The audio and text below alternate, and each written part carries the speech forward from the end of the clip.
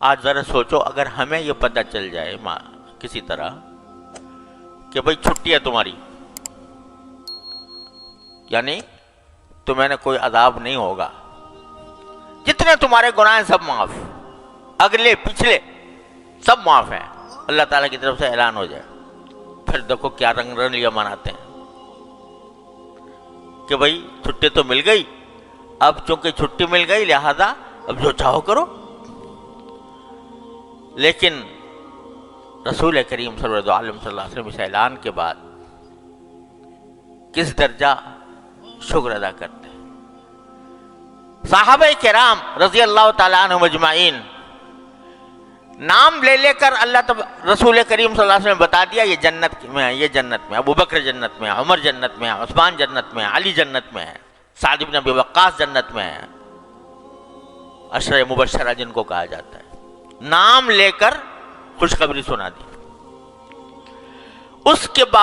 باوجود خوشخبری سنا دی جنت میں ہیں، لیکن حضرت عمر رضی اللہ تعالیٰ عنہ حضرت حذیفہ بن یمان سے پوچھ رہے ہیں کہ مجھے یہ بتا دو کہ اللہ تعالیٰ نے تمہیں منافقین، اللہ تعالیٰ نے رسول کریم صلی اللہ علیہ وسلم منافقین کی فہرست تمہیں بتا رکھی ہے، تو ذرا دیکھو میرا نام تو نہیں ہے اس میں۔ جس کو یہ کہہ دیا گیا کہ عمر جنت میں ہے، حضور نے اپنے زبان مبارک سے فرما دیا کہ میں نے اے عمر تمہارا جنت میں تمہارا محل دیکھا ہے، اور میرا دل چاہتا تھا کہ اس میں داخل ہو جاؤں، اندر جا کے اس کو دیکھوں، لیکن پھر مجھے تمہاری غیرت یاد آ گئی، اس وجہ سے میں اس کے اندر نہیں گیا کہ عمر بڑا غیرت مند ہے، اس لیے میں نہیں گیا۔ یہ کانوں سے سنا حضرت عمر نے کہ میرا جنت پہ محل دیکھا ہے رسول اللہ صلی اللہ علیہ وسلم، لیکن اس پر خشیت کا یہ عالم ہے کہ حضرت حذیفہ سے پوچھ رہے ہیں کہ دیکھنا یہ منافقین کی فہرست میں میرا نام تو نہیں۔ اللہ اکبر کبیرہ، کیوں کہ پتہ نہیں اس وقت تو رسول کریم صلی اللہ علیہ وسلم نے یہ فرما دیا تھا، لیکن کہیں بعد میں مجھ سے کوئی غلطی نہ ہو گئی ہو، بعد میں مجھ سے کوئی ایسی حرکت سرزد نہ ہو گئی ہو۔ اور ایک اتنی پیاری بات ایک مرتبہ حضرت فاروق اعظم رضی اللہ تعالیٰ عنہ نے فرمائی۔ حضرت ابو موسیٰ اشعری رضی اللہ تعالیٰ عنہ سے فرمایا کہ ابو موسیٰ یہ بتاؤ کہ اگر ہمارے ساتھ کچھ ایسا معاملہ ہو جائے اللہ تعالیٰ کی طرف سے کہ جو کچھ ہم نے رسول کریم صلی اللہ علیہ وسلم کے حیات طیبہ میں جو کچھ نیکیاں کیں یا جو اعمال ہم نے کیے وہ تو ہمارے پکے ہو جائیں،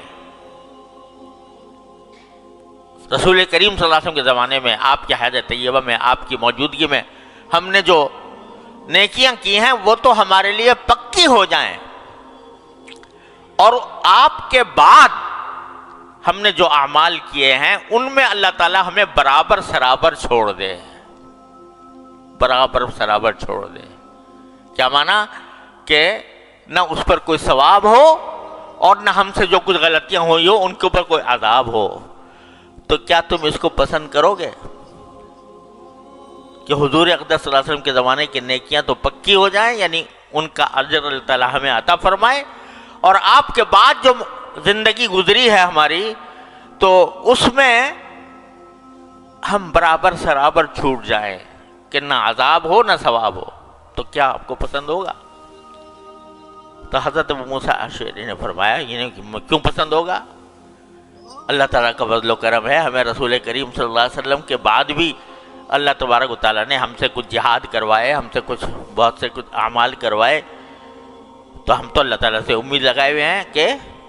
اللہ تعالیٰ ان کے اوپر بھی ہمیں نوازیں گے، اجر عطا فرمائیں گے۔ لیکن جواب میں حضرت فاروق اعظم نے فرمایا میں تو اس پر راضی ہوں کہ جو کچھ رسول اللہ صلی اللہ علیہ وسلم کے زمانے میں ہم سے ہوا وہ پکا ہو جائے اور اس پر اللہ تعالیٰ ثواب دے دے اور بعد میں برابر سرابر چھوڑ دے۔ کیا مطلب کہ پتہ نہیں رسول کریم صلی اللہ علیہ وسلم کے زمانے میں آپ نے تو کہہ دیا تھا کہ عمر جنت میں ہے، آپ نے کہہ دیا تھا کہ میں نے محل دیکھا ہے، لیکن آپ کے بعد کہیں مجھ سے کچھ ایسی غلطی نہ ہو گئی ہو کہ جس کی بنا پر میں عذاب کا مستحق ہوں، اس واسطے ڈر رہے ہیں۔ یہاں تک کہ مرض وفات میں جب زخمی ہو گئے اور زخمی ہو کر